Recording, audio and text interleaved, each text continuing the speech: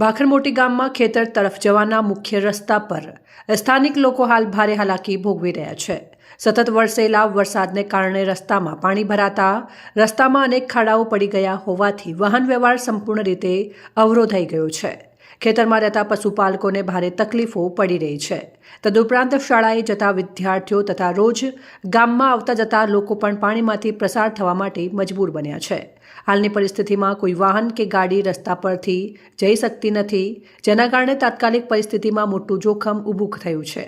ગામ લોકોની માંગણી છે કે તાત્કાલિક પગલાં લઈને આ રસ્તાનું મરમ્મત કાર્ય કરવામાં આવે, જેથી વરસાદી સિઝન દરમિયાન ગામવાસીઓને થતી ગંભીર મુશ્કેલીઓમાંથી રાહત મળી શકે, તેમ સ્થાનિક રહીશ મહેન્દ્રભાઈ રામસેનાએ જણાવ્યું હતું।